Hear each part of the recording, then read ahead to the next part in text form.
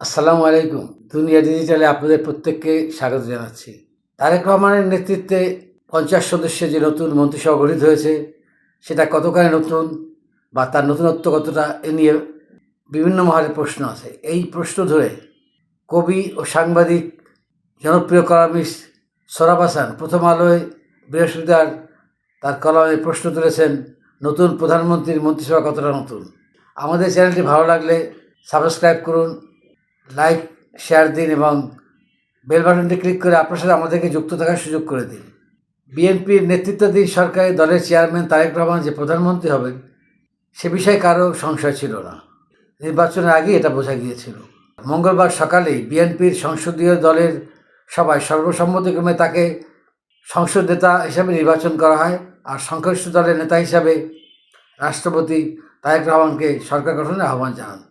সোহরাব হাসান লিখেছেন, বিএনপির পক্ষ থেকে বলা হয়েছিল নতুন মন্ত্রিসভায় নবীন ও প্রবীণের সমন্বয় থাকবে এবং আকার খুব বড় হবে না।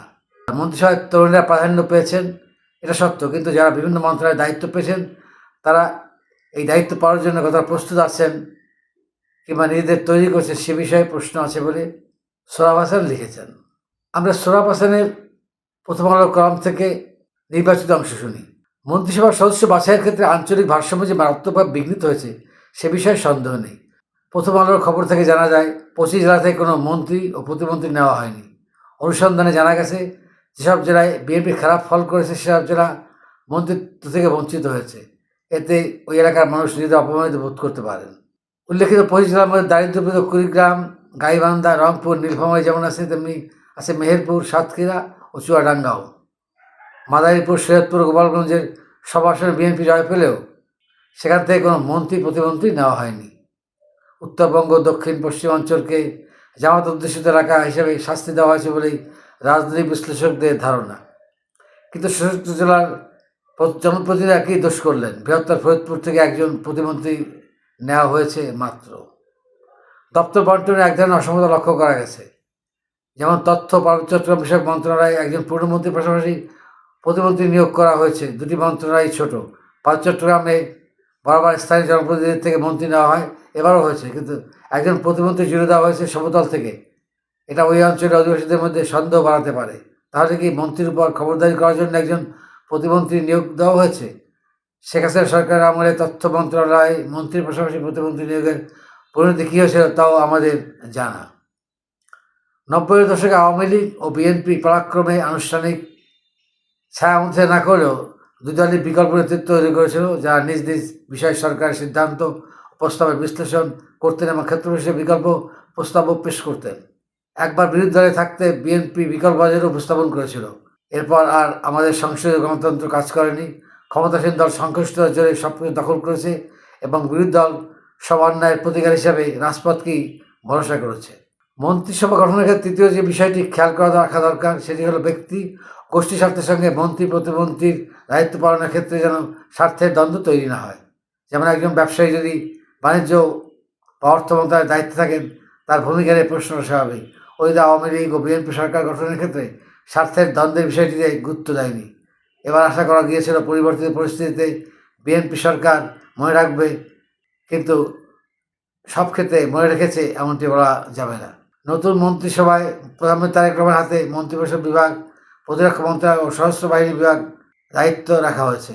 এটা অস্বাভাবিক নয়, কিন্তু জ্যেষ্ঠ কনিষ্ঠদের মধ্যে এমন মন্ত্রণালয় দেওয়া হয়েছে যার সঙ্গে তাদের অভিজ্ঞতা ও কাজের সঙ্গতি নেই। যিনি যে বিষয়ে অধিক অভিজ্ঞ তাকে সেই মন্ত্রণালয় না দিয়ে অন্য মন্ত্রণালয় দেওয়ার উদাহরণও আছে। এছাড়াও মিনাকে শিক্ষা মন্ত্রণালয় দেওয়ায় শিক্ষাঙ্গনে মানুষ খুশি হবেন আশা করি।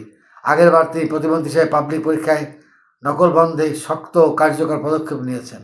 অন্যদিকে কৃষির সঙ্গে খাদ্য মেলানো গেলেও মৎস্য প্রাণী সম্পদকে যুক্ত করা কিংবা বাণিজ্যের সঙ্গে শিল্প ও বস্ত্রপাটকে মেলানো যথার্থ হয়েছে বলে মনে করি না। অনেক ছোটো মন্ত্রণালয়ে একাধিক মন্ত্রী নেওয়া হয়েছে, আবার এক ব্যক্তিকে দুই বা ততোধিক গুরুত্বপূর্ণ মন্ত্রণালয়ে দায়িত্ব দেওয়ার বিষয়টিও অসামঞ্জস্যপূর্ণ। সড়ক পরিবহনের সঙ্গে রেল মন্ত্রণালয় যুক্ত করা গেলেও নৌ পরিবহনকে কোনোভাবে মেলানো যায় না। চিকিৎসক ও র্যাব নেতা জাহিদ হোসেনকে মন্ত্রিসভায় আনা হলেও তাকে দেওয়া হয়েছে সমাজ কল্যাণ মন্ত্রণালয়। অন্যদের সর্দার মোহাম্মদ সাখাওয়াত হোসেনকে দেওয়া হয়েছে স্বাস্থ্য মন্ত্রণালয়। এই সিদ্ধান্তের যথার্থতা নিয়েও প্রশ্ন উঠেছে। সংসদে মনোনয়নের মতো মন্ত্রিসভাতেও নারীর অংশীদারিত্ব খুবই কম। একজন পূর্ণমন্ত্রী ও দুজন প্রতিমন্ত্রী। বিএনপি নারী নেতৃত্বের মধ্যে আরও যোগ্য ব্যক্তি ছিলেন না যারা মন্ত্রী হতে পারেন।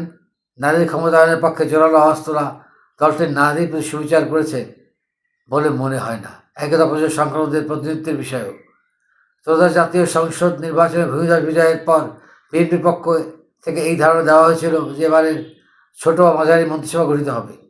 কিন্তু গত মঙ্গলবার জাতীয় সংসদের দক্ষিণ প্লাজার উন্মুক্ত অঙ্গনে সাড়ম্বরে যে মন্ত্রিসভার শপথ নিল তাই কোনোভাবে ছোট বলার উপায় নেই। প্রধানমন্ত্রী সহ 50 জনের মন্ত্রিসভা শপথ গ্রহণের রাতেই মন্ত্রী ও প্রতিমন্ত্রী মর্যাদায় 10 জন উপদেষ্টাকেও সরকার দেশবাসীকে উপহার দিয়েছে। উন্নত গণতান্ত্রিক দেশগুলোর মন্ত্রিসভায় কাউকে নেওয়ার আগে দীর্ঘ প্রস্তুতি নেওয়া হয়। সম্ভাব্য মন্ত্রী সংশ্লিষ্ট মন্ত্রণালয়ে কাজের জন্য প্রস্তুত করা হয়। বিরোধী দলের ছায়া মন্ত্রিসভা এর অন্যতম উদাহরণ। যারা ভবিষ্যতে ক্ষমতায় যাবেন তারা এভাবে প্রস্তুতি নেন, কিন্তু আমাদের এখানে সেই রেওয়াজ এখনও গড়ে ওঠেনি। বিএনপি বহু বছর সংসদের বাইরে থাকায় সেই সুযোগও হয়তো কম ছিল। মন্ত্রিসভায় পররাষ্ট্রমন্ত্রী হিসেবে খলিলুর রহমানের অন্তর্ভুক্তির ঘটনা নিয়ে রাজনৈতিক পরিসরে বেশ কৌতূহল ও আলোচনা সমালোচনা হচ্ছে।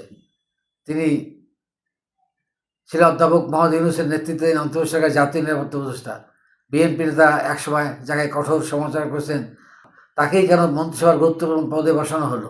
এর কারণ হতে পারে বিএনপিতে পররাষ্ট্রমন্ত্রী হওয়ার মতো কোনো ব্যক্তি নেই, কিংবা তিনি এতটাই প্রভাবশালী যে তাকে সরকারে না নিয়ে বিএনপির কোনো উপায় ছিল না।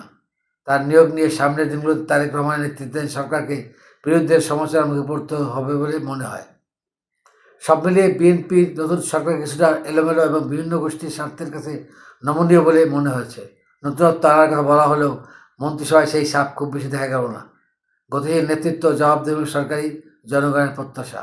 দর্শক, আমাদের এই চ্যানেলটি যদি আপনার ভালো লেগে থাকে তাহলে অবশ্যই লাইক, কমেন্ট, শেয়ার এবং সাবস্ক্রাইব করে আমাদের পাশে থাকুন। আপডেটেড প্রতিটি মুহূর্তে দুনিয়া digital, world news meets truth.